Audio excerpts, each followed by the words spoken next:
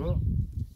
Donc, dans mes vidéos, je préfère m'attarder sur des problèmes qui sont assez importants et où moi-même, j'ai pas trouvé en fait de vidéos qui traitent le sujet sur YouTube. Donc, je pensais qu'il n'était pas utile de faire des vidéos assez simples, du style des freins, c'est tout simple. Et je pensais qu'il y avait assez de vidéos sur YouTube pour ne pas avoir besoin d'en faire. Et là, en fait, je me suis aperçu que changer une vanne EGR, certaines personnes ne savent pas le faire, ce qui n'est pas grave, mais ne savent pas non plus trouver des vidéos qui le font, qui le montrent. Or que moi, j'en ai vu beaucoup. Donc du coup, vu que hier, je parlais avec quelqu'un, et il me disait qu'il avait, après avoir passé sa voiture à la valise, il avait plusieurs défauts de la vanne EGR. Il m'a demandé si ça pouvait venir de là. Je dis oui, ça peut venir de là. Je dis débranche-la déjà et tu verras bien si ça règle le problème ou pas. Il me dit oui, mais je la trouve où la vanne EGR? Donc en fait, c'est très compliqué pour certaines personnes qui veulent faire sur leur voiture et qui ont besoin d'un coup de main. Et donc c'est pour ça que je vais vous montrer comment on change une vanne EGR sur une 307 ou une 206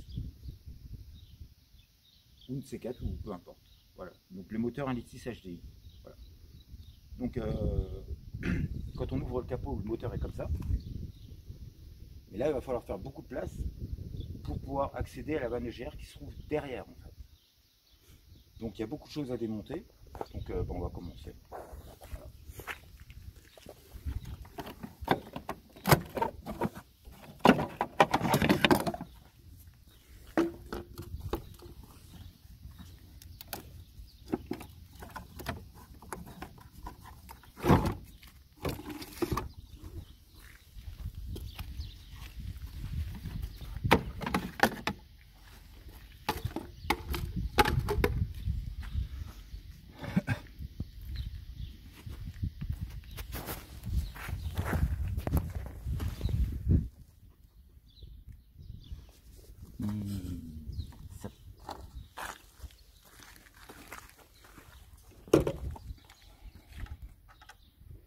Alors, je me suis acheté un nouveau jouet, un cliquet électronique.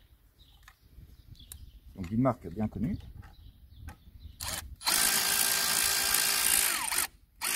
Et j'en suis assez satisfait.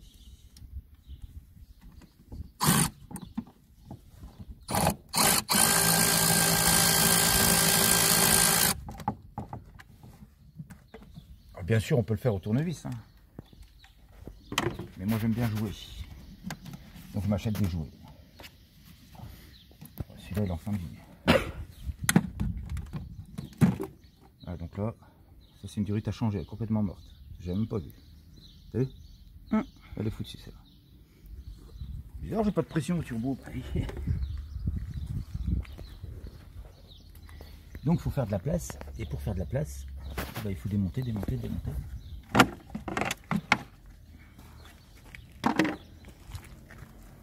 Parce que la vanne EGR, elle se trouve derrière le moteur. Et si on fait pas de place, on n'y a pas accès. Ouais, faut tout que je monte quoi. Non. Si.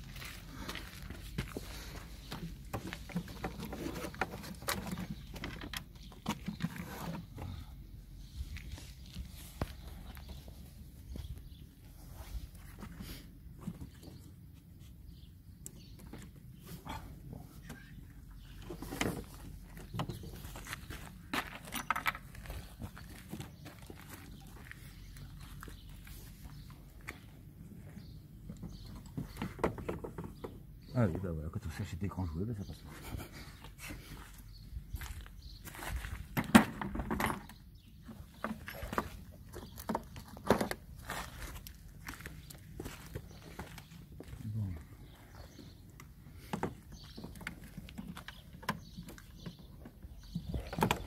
Oh, on enlève tout là.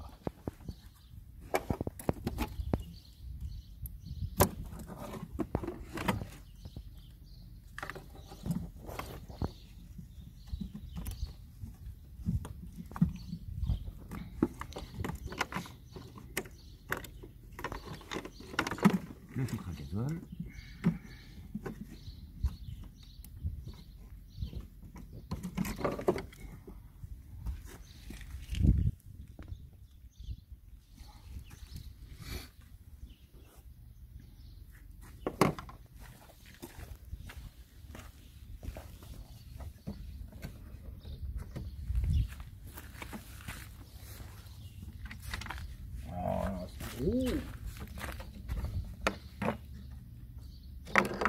J'ai les mains dégueulasses, moi.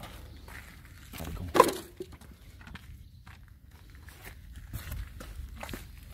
Non mais, si tu leur donner le tournis, ça peut rester sur place. Hein. Je pense qu'il verra assez bien. Hein.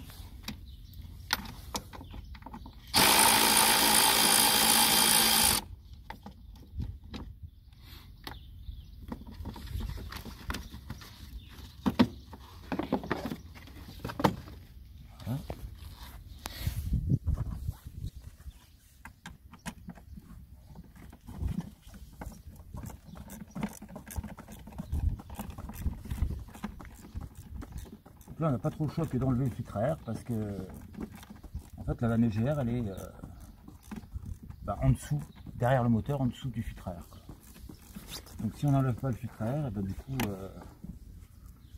c'est galère de l'avoir, d'y avoir accès, donc il n'y a pas trop le choix de prendre le filtre à air.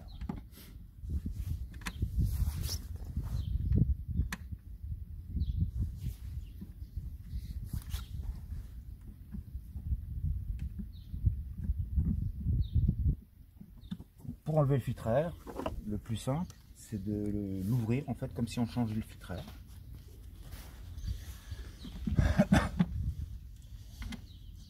Parce que bien souvent en fait il passera pas. Et moi j'ai pété le pare-brise comme ça, je me suis dit si je vais forcer un peu ça va passer. Ben non, ça va pas passer, ça a juste pété le pare-brise.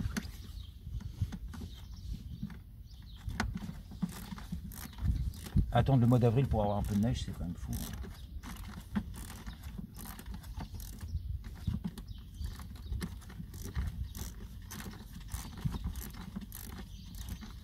Ah bon, on est bien là. Tous ensemble à faire de la mécanique.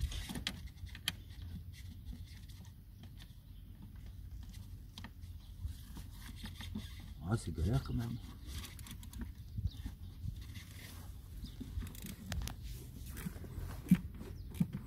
Alors le problème c'est que tout ce qu'il y a derrière le moteur c'est toujours compliqué d'accès. Changer un démarreur sur ce moteur là c'est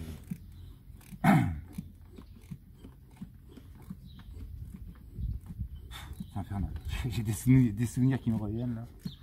Quand le démarreur a cassé, un morceau des démarreurs qui est tombé dans la boîte, où j'ai tombé la boîte pour enlever le petit morceau. Oh, je suis pas sensible, hein, mais le jour là je crois que j'ai fait pleurer.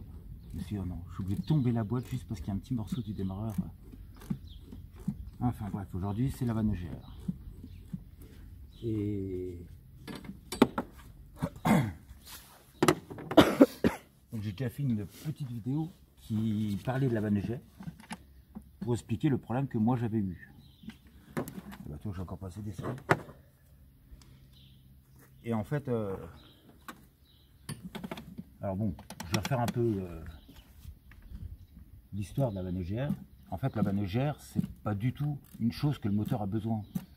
Le moteur, il a besoin de beaucoup de choses, hein. Par exemple du gasoil, de l'air, ou de l'essence si c'est un moteur essence, quoi. Mais là, dans notre cas, c'est un moteur diesel. Donc ça, le moteur, il en a besoin, hein, du gasoil ou de la compression, des choses comme ça, le moteur, il en a besoin. Mais de la vanne EGR, il n'en a pas besoin, quoi. Les seuls qui ont besoin de la vanne EGR, c'est les écologistes. Or, j'ai rien contre la vanne EGR, hein, si ça dépollue. Mais je suis contre le principe, quoi. Renvoyer des gaz d'échappement dans l'admission. C'est quand même une drôle d'idée, quoi. Alors, surtout que est-ce que ça dépollue vraiment? Parce qu'on crame 2 fois de suite les gaz d'échappement, quoi. Enfin, plusieurs fois, mais enfin non, 2 fois, je pense. Je sais pas. Puis en plus, il y en a Il y en a une petite quantité qui y va, parce que c'est seulement quand le moteur il tourne à bas régime. Dès qu'on accélère, en fait, la vanne elle se ferme et le moteur a plus que de l'air frais, quoi. Donc en fait, le moteur n'ayant pas besoin de la vanne EGR, on peut en fait rouler avec une vanne EGR qui est cassée, une vanne EGR par exemple, qui reste bloquée, fermée, c'est pas un souci puisque le moteur on n'a pas besoin. Il tournera que mieux le moteur s'il a que d'air frais, plutôt que d'avoir des gaz d'échappement qui reviennent, quoi. Mais dans mon cas, donc je savais qu'elle était cassée la vanne EGR. Donc moi dans mon cas en fait je l'avais pas changé, enfin je roulais comme ça, quoi. Donc effectivement on a le voyant moteur qui est allumé au tableau de bord. Ouais, c'est la misère là. Mais à part le voyant moteur allumé au tableau de bord, le moteur il fonctionne très bien. Là ça fait 4000 km que je roule avec la vanne EGR cassée et j'avais pas de soucis, quoi. La seule erreur que j'avais fait, mais un peu sans le savoir, c'est que j'avais quand même laissé brancher la vanne EGR. Et mon moteur, il tournait pas, il tournait mal, quoi. Et je pensais vraiment avoir un problème de... Bon, c'est pas possible, ça va être la misère aujourd'hui. Bon, bah le filtre à air, c'est quand même chiant, le moteur. Donc j'avais laissé brancher la vanne EGR. Et comme elle était en court-circuit, en fait la valise me disait... Et non mais là c'est un enfer. La valise me disait qu'elle était en court-circuit. Moi je me disais ouais bah, c'est pas grave, elle marche pas. Mais en fait elle mettait tout le moteur en court-circuit. Ça fait que le moteur n'avait même plus assez de courant pour ouvrir les injecteurs, quoi. Donc c'était un problème qui était assez dur à trouver quand même, parce que voilà, pour moi c'est un manque de gasoil, mais effectivement si les injecteurs ne s'ouvrent pas, oui c'est un manque de gasoil. Mais pour moi ça venait de l'arrivée de gasoil. Donc je me suis assez attardé là-dessus, jusqu'à m'apercevoir que non, en fait c'était la vanne EGR qui foutait le bordel.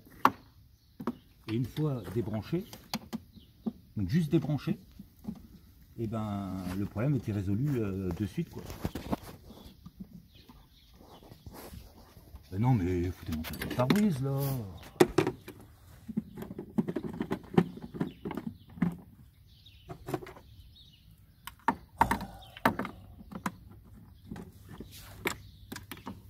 C'est un peu galère, hein.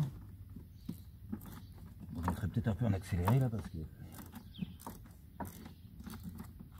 Mais là on va pas patienter, on va regarder galérer comme ça. Ils en ont vite marre les gens. Bah, YouTube me dit qu'en moyenne les gens regardent 3 minutes et puis se cassent. Ouais, il n'y a encore pas assez démonté, c'est encore.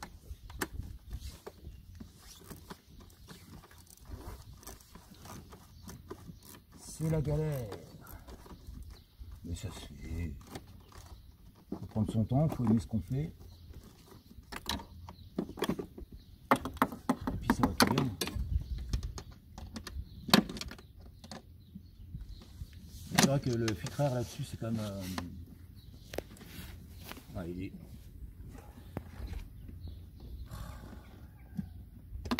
Ça va pas. Ils l'ont quand même très mal placé hein, là-dessus, le filtre à air.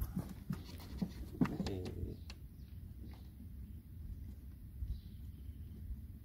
c'est quand même pas très accessible, hein.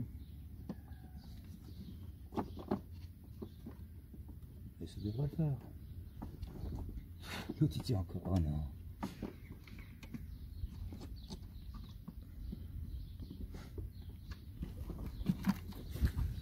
Celui-là qui tient. Je vais réussir à faire tomber l'aiguille dedans. Ah là là.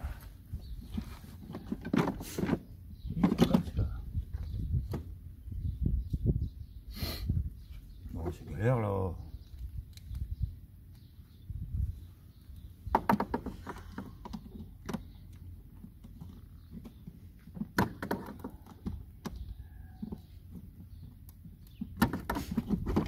Bon bah d'habitude je le fais avec la pipe, ça va mieux. Enfin, dans mes souvenirs, mais... tous les cas, c'est chiant. Tu veux pas? Tu vas voir, il veut pas.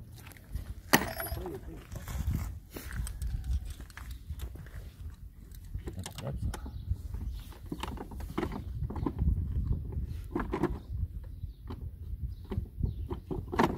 Allez, ça y est, c'est bon là ou quoi? Voilà. D'accord. Voilà, voilà. Et donc là, ça sort toujours pas. Non. Non, j'ai monté le...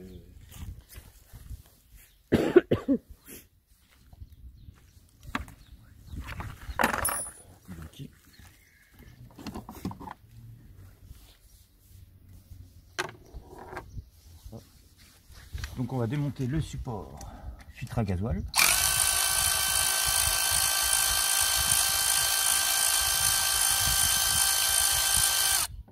Donc pour ça il y a 3 vis. Ça va pas aller.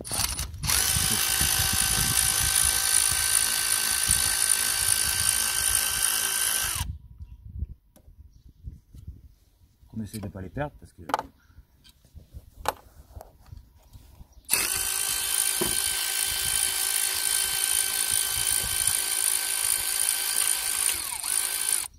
ça peut paraître simple de retrouver une vis,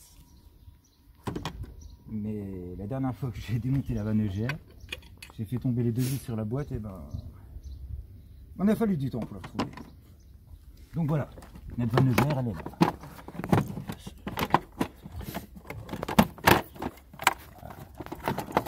Voilà.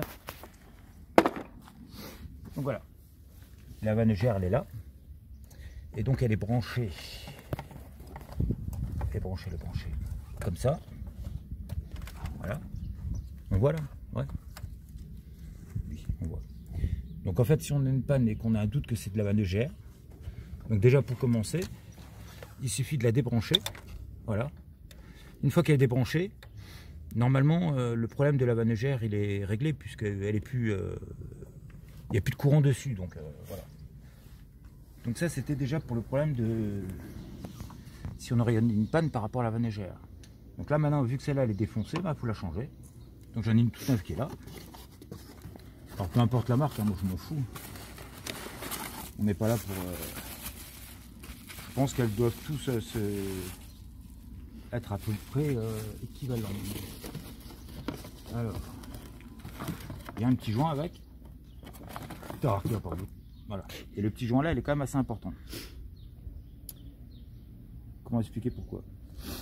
Alors parce qu'en fait, là c'est de l'alu, la vanne EGR, elle en alu.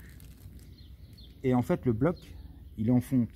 Donc si on vient visser de l'alu sur de la fonte, s'il n'y a pas ce joint, et ben en fait, c'est pas facile à expliquer ça. Mais vu que c'est pas les mêmes ferrailles, il y a une histoire d'oxydation et de... Donc c'est pas... Voilà, il faut mettre le joint là. C'est pas facile à expliquer, mais voilà, comme c'est pas les mêmes matériaux, ça sera alu sur alu, il n'y aurait pas de souci. Voilà. Donc là maintenant il faut desserrer la vanne EGR. Donc pour desserrer la vanne EGR, en fait il y a 2 vis. Donc là ça va être très compliqué de les voir, mais bon il y en a que 2. De toute façon il faut toucher avec les doigts et puis voilà. Est-ce que je vais les avoir facilement ou pas? Donc je crois qu'il y en a une. Peut-être avec un peu de lumière. Hein. Allez, bouge pas. Donc là je pense qu'on ne verra pas. Mais il y en a une sur le haut.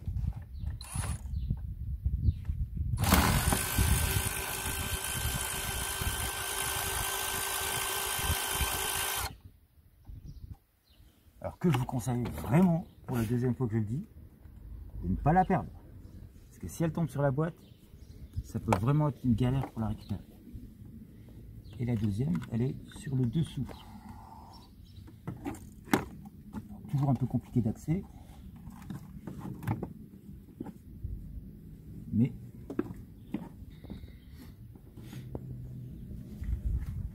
ça se fait. Je vais réussir à perdre ma douille. Oui, non. Ah là là. Là on voit que mes cheveux, je parie. Ah, c'est bravo. Je peux enlever les durées de dos. J'ai déjà mangé, c'est vraiment très commencer. Et voilà, elle est bien entre. En fait, il y a les deux durées de dos fait, elle est entre les deux.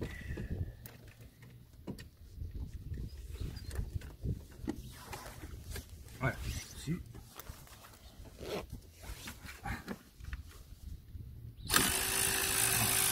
Vous pouvez faire la clé à pipe, hein, une clé à pipe de 8, ça va très bien. Hein. Là, moi, c'est juste parce que j'ai envie de jouer avec mon nouvel outil. Hein. Mais voilà, sinon, j'ai toujours fait la clé à pipe et ça va très très bien. Voilà. Donc ensuite, ben, tu peux remettre sur pause à mon avis. Donc il faut une pince comme ça. Bon, il y en a plusieurs modèles, hein, peu importe. Et alors c'est pas forcément dessus. Bon, pardon. Voilà.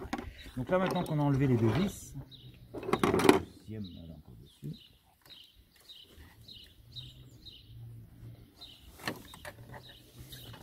Voilà. La deuxième vis. Donc surtout ne pas perdre. Donc là il n'y a plus qu'une seule chose qui tient la vanégère, pas forcément au moteur, mais qui la tient en tout cas, c'est le collier qui est derrière, qui va se raccorder à l'échangeur thermique. Et pour cela, donc soit on l'enlève avec un tournevis, ce qui va très bien. Donc là ça va être un peu compliqué à voir je pense. Tu arrives à voir ou pas? Non. Non, on verra. Mais pour remettre ce collier, bah, il faut une pince de ce style là. Voilà. Si on n'a pas la pince là, on peut acheter un collier qui fait le même effet et qui se sert avec un tournevis. Mais moi j'aime pas. Donc je préfère. Alors que je vais pas réussir. Ah là là là là. Donc en fait le collier, pour l'enlever, il y a un cran de sécurité, il suffit de faire sauter le cran de sécurité.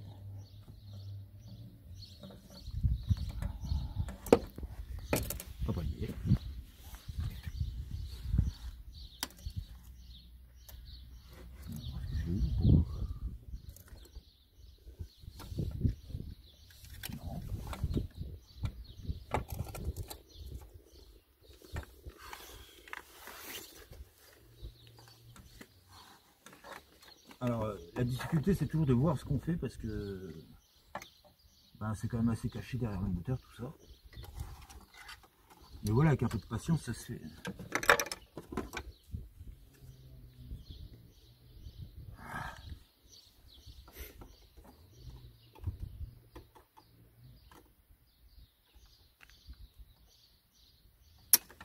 Voilà, donc là le collier a sauté, donc avec la pince. Une fois que le collier a sauté, bah, tout de suite la vanégère elle a bougé. Et donc là je peux l'enlever. Voilà. Donc il y a juste un collier qui la tient ici et deux vis qui tiennent ici, c'est tout. Donc voilà, donc celle-là elle est complètement morte. Alors je la démontrerai peut-être pour voir à l'intérieur qu'est-ce qui a fait qu'il y a un court-circuit. Mais celle-là elle est rachevée, poubelle. Voilà. Donc là maintenant, eh ben, il faut la graisse curée. Mais sur pause, était Ok, un instant.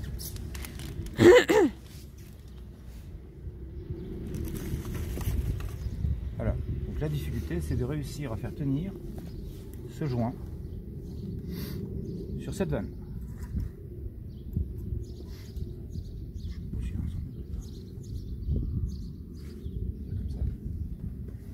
Alors,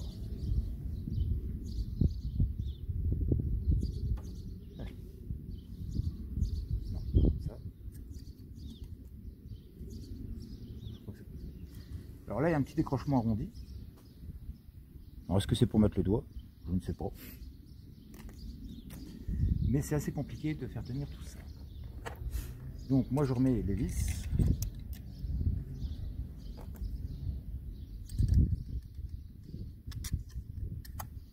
Voilà. Je mets de la graisse. Alors voilà, c'est de la cuivrée, hein, mais hop, de la graisse, c'est de la graisse.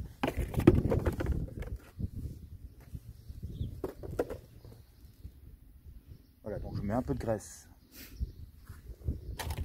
sur les pattes vis.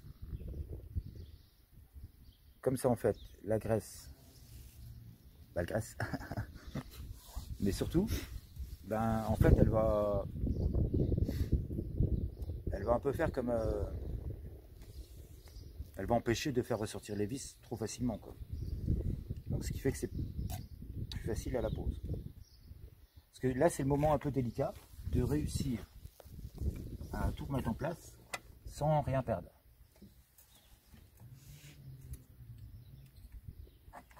Il faut vraiment pas que le collier il sorte. Et si le collier vient à sortir, et ben c'est la galère.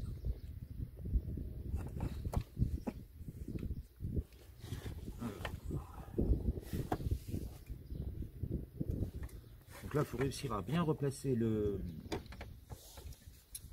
Comment dire? Ah là, ça va pas aller. Parce qu'il faut en même temps... Ça va pas. Je vois rien.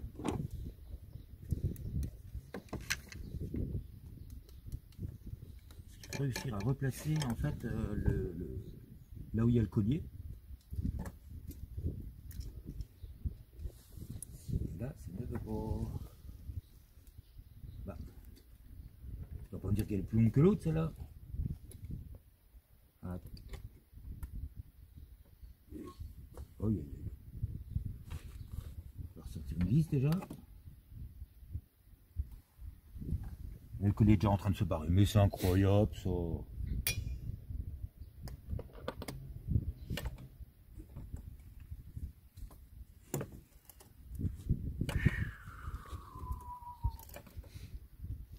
C'est pareil, hein, si le collier tombe sur la boîte pour aller le rechercher,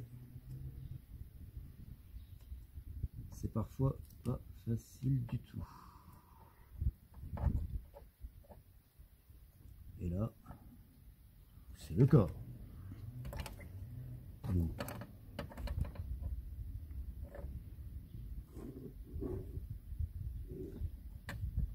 Ah, ça veut dire que c'est déjà barré? Non, il est là.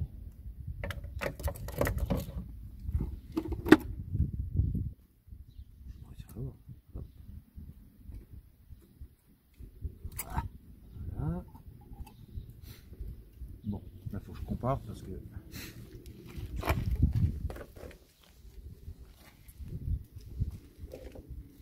j'ai l'impression que ça tombe pas comme si la nouvelle était un peu plus... Ah bah oui, regarde. Ah. Le tuyau il tombe pas en face. Il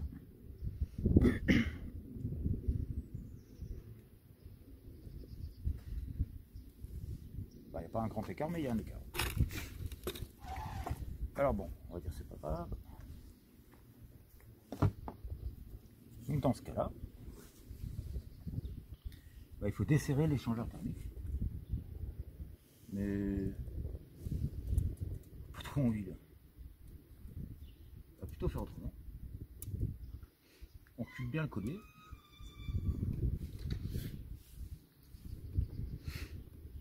Non mais l'échangeur thermique c'est chiant. Non. Et on va forcer. Alors, pour l'instant je vais tout enlever, les vis. Voilà. Donc, le but c'est de mettre d'abord, donc ça il faut le remettre dans le tuyau de l'échangeur thermique. Voilà.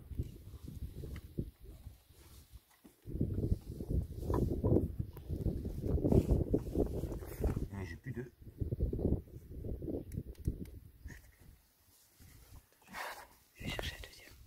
Donc voilà, je repasse en premier au niveau de l'échangeur thermique. Voilà, c'est rentré. C'est rentré, mais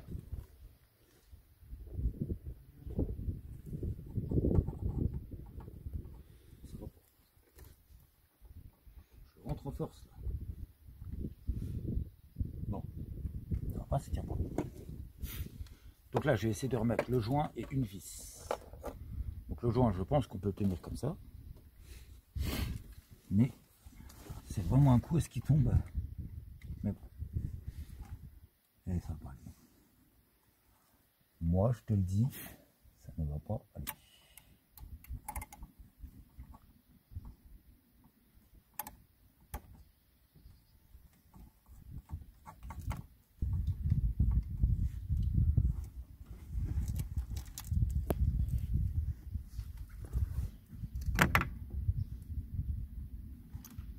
Oh là là.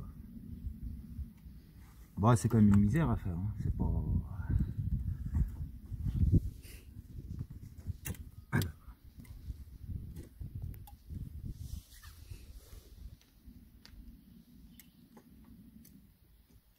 réussir à tomber là. Voilà. Bon. Au moins déjà prévisser une vis.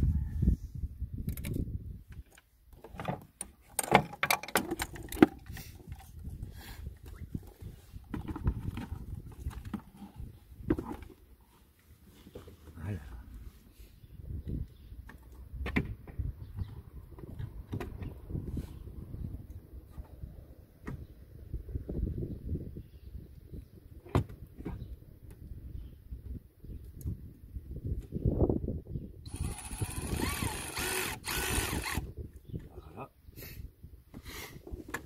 Une fois qu'on a prévissé une vis, on peut enfoncer la deuxième, mais au moins pour placer le joint. Bon, ça va peut-être pas tenir. Peut-être autant la mettre tout de suite aussi.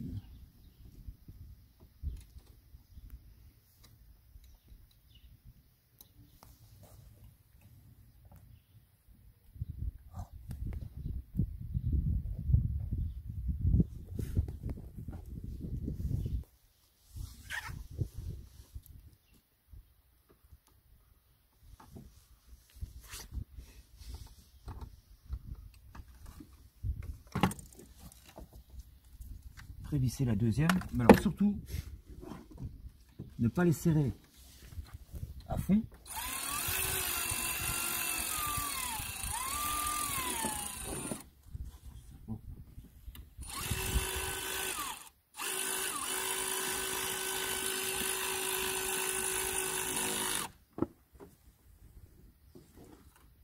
Voilà. Il faut que la vanne puisse encore bouger un peu pour remettre le collier. Parce que si la vanne ne bouge plus, ben on ne pourra pas remettre le collier. Bah, tu vois, elle n'est pas en place. Oh là là là là là là. Ça va pas aller. Bon. Ben là, pas de problème là. Tu pas en face du tout. Alors, il y a une vis qui tient l'échangeur thermique. Mais alors c'est toujours pareil, hein, c'est derrière, c'est compliqué, on voit rien. Et là je crois que j'ai pas le choix que de la desserrer. Ou renvoyer la vanne au fabricant, hein, c'est comme pas normal que ça tombe pas en face. C'est fou ça. Il manque pas grand chose, hein, mais ce qui manque, il le manque.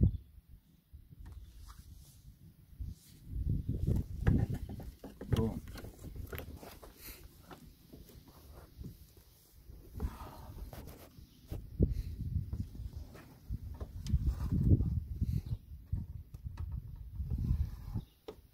Mais c'est infernal ça. Bon, pause. Alors il ne manque pas grand chose, donc je vais essayer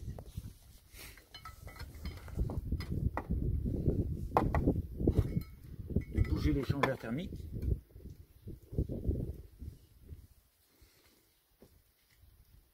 Parce que j'ai vraiment pas envie. Voilà. Vraiment pas envie de desserrer l'échangeur thermique. Mais il tient avec une vis derrière, si vraiment besoin, bah, on enlève, je crois que c'est qu'une seule vis, oui, je crois. Donc on enlève une vis derrière, mais comme c'est derrière, on la voit pas, c'est assez chiant. Donc voilà, donc une fois qu'on a remis en place la vanne dans son emplacement, bah, le tout maintenant c'est de réussir à remettre le collier par-dessus. Donc ça c'est une corvée qui est un peu indélicate quand même, parce que déjà on n'y voit pas grand-chose.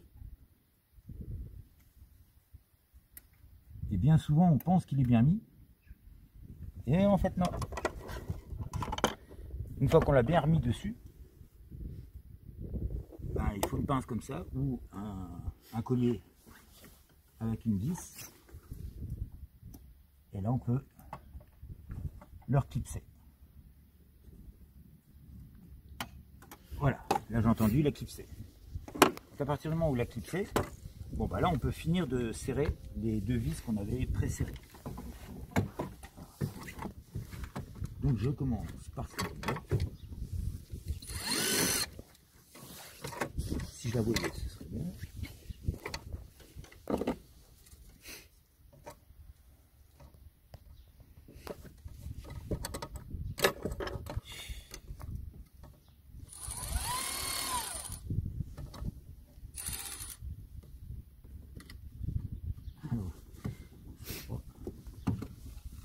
Alors, le problème, c'est toujours la même chose, hein, c'est voir ce qu'on fait, c'est derrière, c'est inaccessible. Donc c'est vraiment pas agréable à faire. C'est un travail qui n'est pas agréable à faire. Moi, ça fait plusieurs mois que je vais le faire.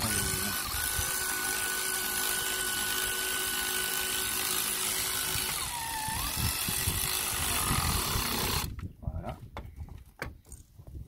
Donc on serre assez fort quand même. Pour pas que ça se...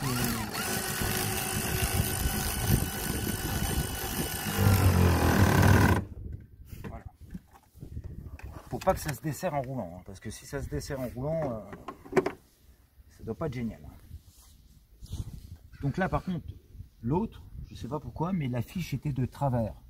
Hein, si je reprends l'autre, je la remets en position comme elle était, et ben on voit bien que la fiche était de travers. Donc ça ne doit pas être celle d'origine. Parce qu'en fait, sur le filtre à air, il y a un décrochement qui correspond à la prise. Et donc moi, ça n'allait jamais parce que le filtre à air est bloqué sur le... parce qu'elle n'était pas à droite en fait. Voilà. Donc celle-là, je pense qu'elle était déjà pas... Bref. Pas d'origine. Donc ensuite, là maintenant, il faut repasser le filtre à air. Parce que si on rebranche maintenant, tiens, le décrochement que je disais, il est... Bon, le filtre à air, il est comme ça. Bah, la prise, elle doit être par là, quoi. Voilà. Et moi, ça tapait, ça n'allait pas. Donc si on rebranche la manugère maintenant, on peut plus repasser le filtre. C'est déjà assez désagréable à faire comme tâche. Ouais, voilà.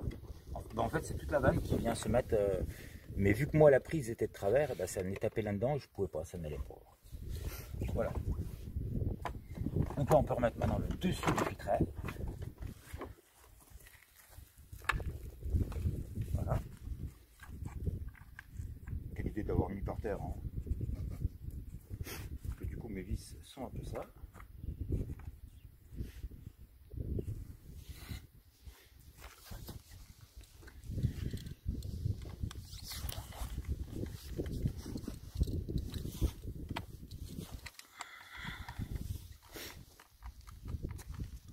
Voilà.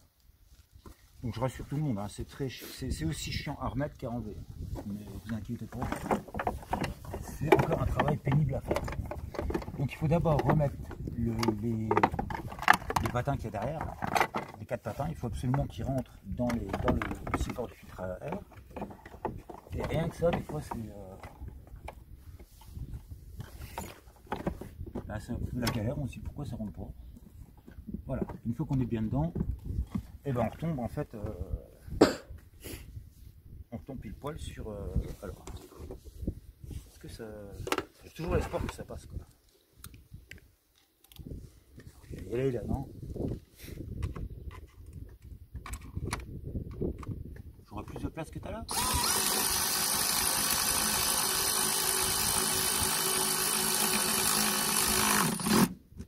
Là par contre on serre pas fort parce que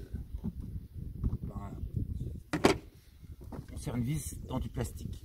Donc là on serre pas fort du tout. Là, on prend l'étain. Est-ce que ça va vous voir? Voilà. C'est normal moi cette histoire, c'est là que j'avais comme ça je crois. Voilà.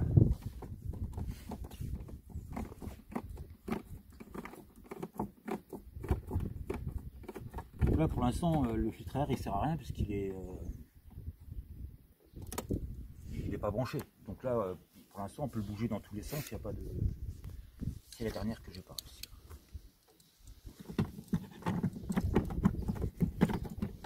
Non. Ah non, non, non, non. La dernière ça n'arrête pas. Est-ce qu'elle passerait là? Ouais, j'ai l'espoir que ça passe. Et ça passera pas.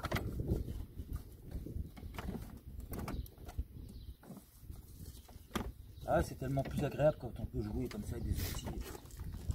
Et là, ça passe pas. Bon, bah, cliquez, hein. Ah, on va chercher à la main. Voilà, donc là, c'est que du remontage. Donc il suffit de remonter tout ce qu'on a démonté. C'est pas pas compliqué, quoi.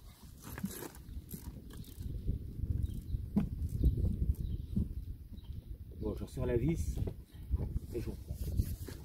Coupe. Qu'est-ce qu'ils sont froids les dents.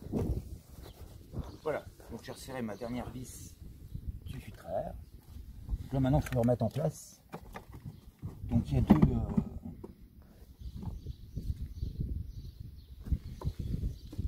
deux petits emplacements où ça vient se poser dedans, mais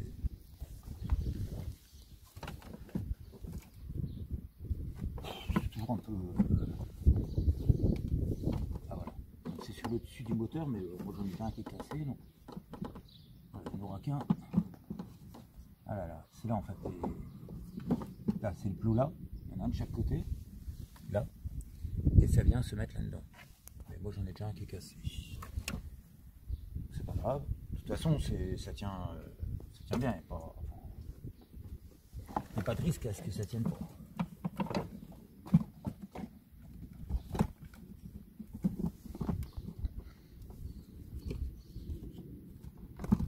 Voilà. Donc là, une fois qu'on l'a remis, là on peut rebrancher la vanne EGR. Voilà. La vanne EGR est rebranchée. On remonte le support du filtre à gasoil. Toujours en faisant bien attention de ne pas faire tomber les vis.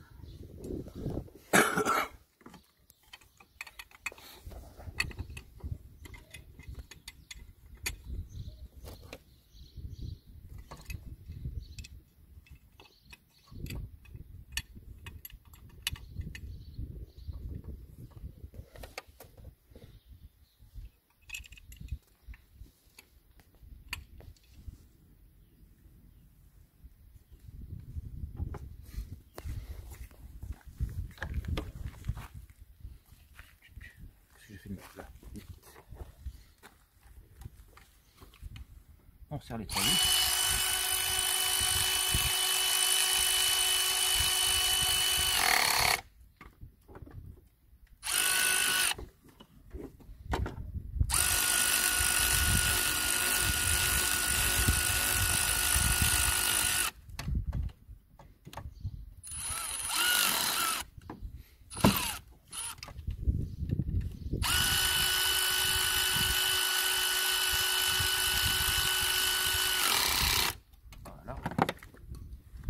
On remet le filtre à gasoil. Donc là en dessous c'est pour le capteur d'humidité, mais ça sert à rien parce qu'en fait il n'y en a pas. C'est une prise vide, il n'y a rien dedans. Mais bon, on le remet quand même pour qu'il soit en place. Voilà.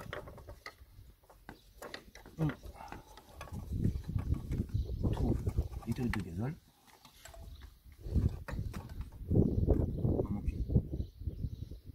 Il m'en manque une. Ah, en dessous. Voilà.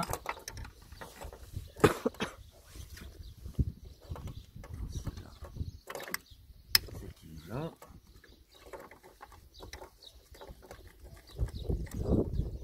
C'est celle qui vient là.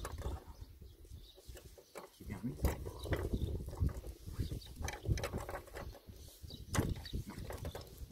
Il faut bien entendre que ça clipse. Voilà. Non. Si. Salut, courageux. Salut. Coupe. Oui. Ouais. Donc là ensuite, on remet la prise du réchauffeur de gasoil. Donc ça par contre c'est important. Voilà. Et on peut replacer le filtre à gasoil dans son emplacement. Voilà. Voilà, il s'est retrouvé. Le débitmètre qu'on rebranche. Voilà. On peut remettre. Voilà, donc là je vais changer. Je prends une voiture pour mettre sur une autre.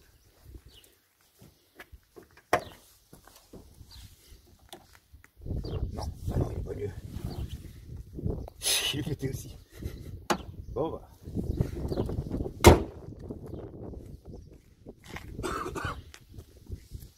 Je vais remettre celui-là, mais ça sert à rien de tout casser.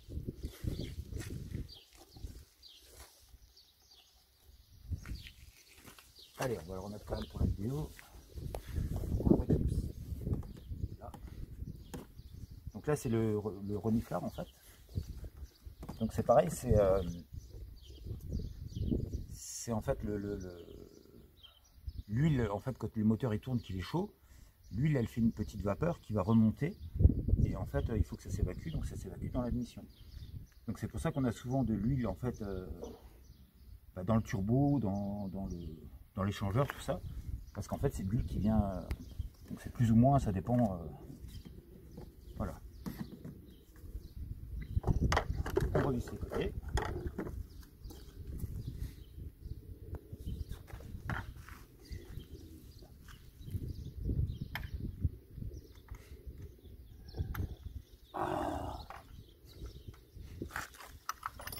C'est fou ça. Voilà, donc là évidemment la durite là, je vais la changer puisque là elle est plus fonctionnelle. Bon, faire attention que ce soit bien, voilà, bien emboîté au niveau du filtreur. On resserre.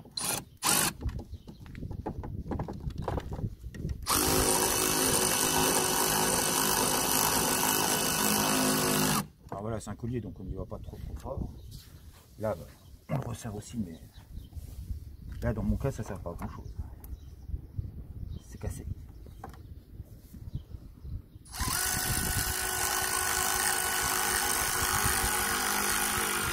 Donc ça sera sur la prochaine commande de pièces. Parce que là en fait ça sert plus à grand chose. Voilà, donc là on peut remettre le tuyau. C'est un tuyau qui sert à rien, moi d'habitude je le mets jamais. Mais en fait il va de l'entrée du filtreur. Un coup de boule ou quoi? Voilà. Donc il vient se clipser là. Voilà. Ensuite, je vais remettre déjà la batterie parce que sinon après on passera plus.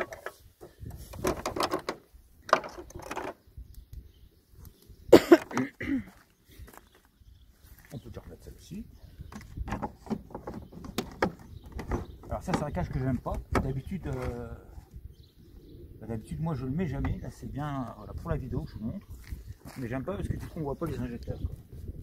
Et moi j'aime bien voir les injecteurs. Donc, voilà. On n'oublie pas de ressortir la réserve pour le frein. Et ça c'est la dépression pour les freins. Voilà, j'aurais peut-être dû le faire avant. Hop, ça se clipse. Voilà, faut bien entendre le clips. Là, je ne peux pas entendre. Si on n'entend pas clips, c'est que voilà, c'est mal. Voilà.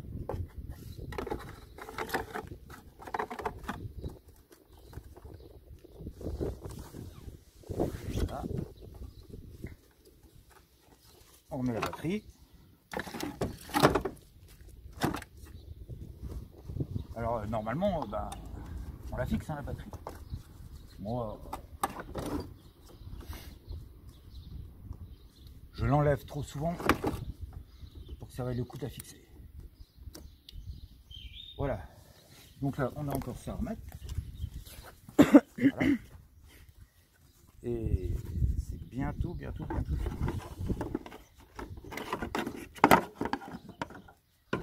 Ah là là, c'est clair.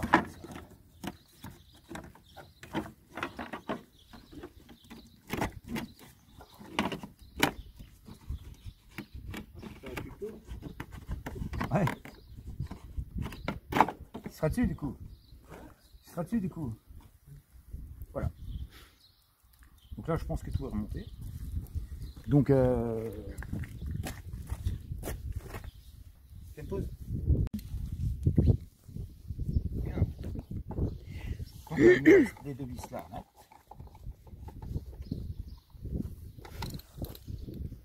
Donc on arrive sur la fin de la vidéo.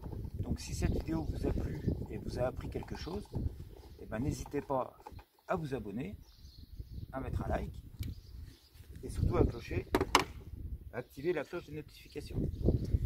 Donc voilà, maintenant il reste une chose à faire, c'est à l'intérieur que ça va se passer.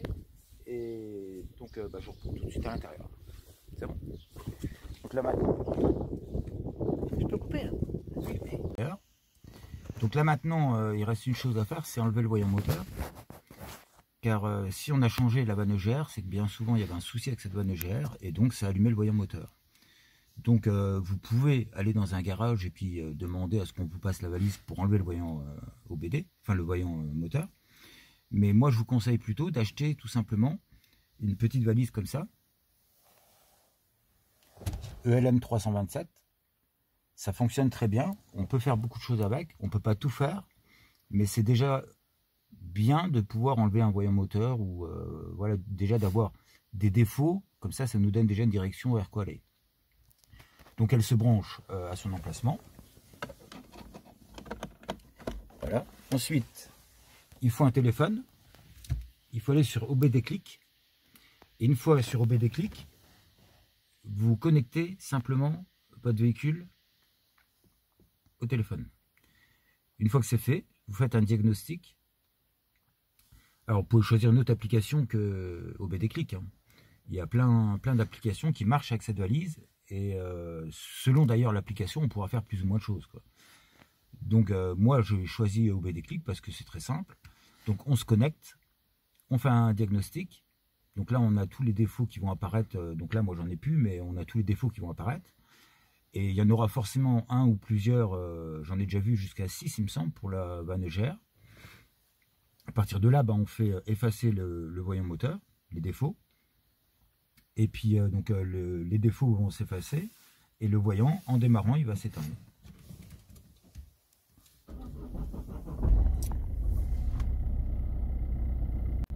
Donc là, le voyant est s'éteint. Donc là, c'est bon. Voilà, c'est validé. Donc, merci d'avoir regardé cette vidéo. Et puis, si elle vous a plu, n'hésitez pas à vous abonner. Et puis, à commenter si vous voulez. Voilà. Au revoir, à bientôt.